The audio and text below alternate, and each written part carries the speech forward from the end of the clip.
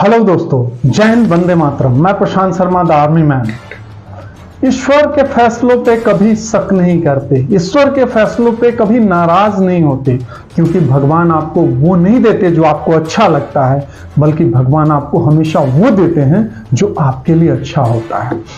आज एक छोटी सी मोटिवेशनल स्टोरी लेकर आया हूं आपके बीच, एक राजा और एक मंत्री की। भगवान जो करते हैं हमारे भले के लिए करते हैं। एक राजा और एक मंत्री अपने राज्य के शस्त्रागार में भ्रमण कर रहे थे। वो मंत्री जो था वो बहुत ही धार्मिक था और उसका ऐसा मानना था, तकिया कलाम था, कि भगवान जो करते हैं हमारे भले के लिए करते हैं।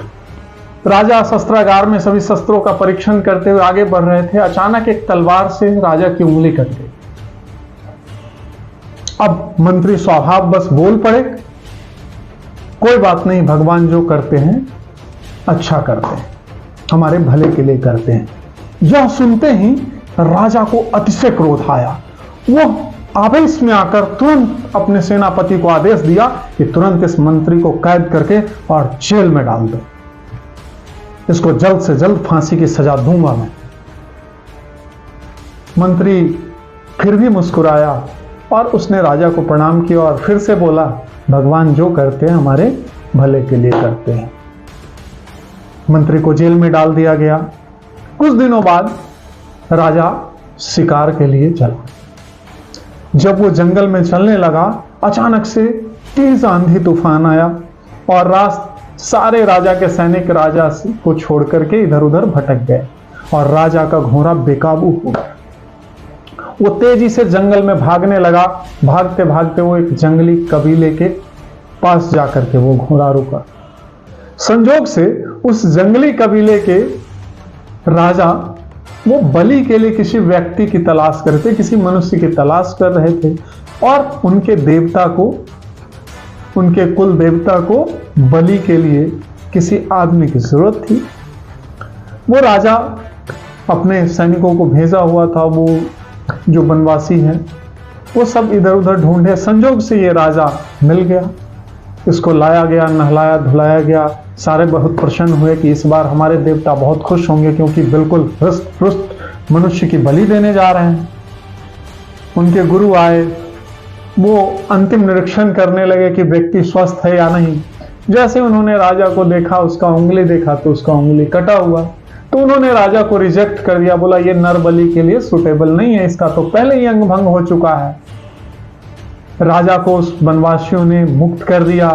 वापस राजा अपने घोड़े पे चढ़े, जैसे तैसे भूखे प्यास से अपने महल में पहुंचे।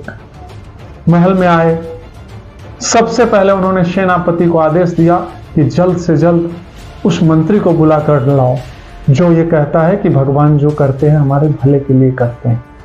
सेनापति को कुछ समझ में नहीं आया, उसे लगा राजा थोड़ा खिसक गया, लेकिन राजा का आदेश, जल्द से जल्द उस मंत्री को दरबार में हाजिर किया गया।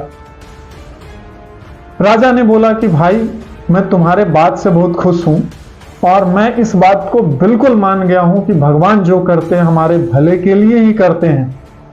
लेकिन ये चीज मुझे बताओ कि ठीक है, मेरा तो उंगली कट गया, मेरा भला हो गया, लेकिन तुम कारागार में डाल दिए गए, तुम्हारा क्या भला हुआ?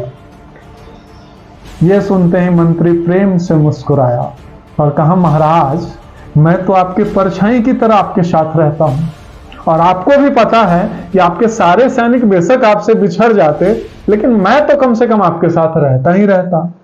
और उस परिस्थिति में जब आप नरबली के लिए अनुपयोगी सिद्ध हो जाते तो फिर किसका नंबर आता? मेरा ही नंबर आता। तो जेल में अगर मैं नहीं होता तो मेरा तो अभी तक बलि चढ़ चुका होता।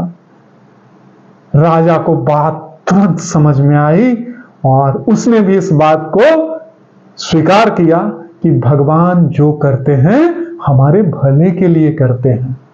जीवन में कई बार आपके साथ ऐसा होता है कि आप जैसा चाह रहे होते हैं उसके ठीक विपरीत होता है।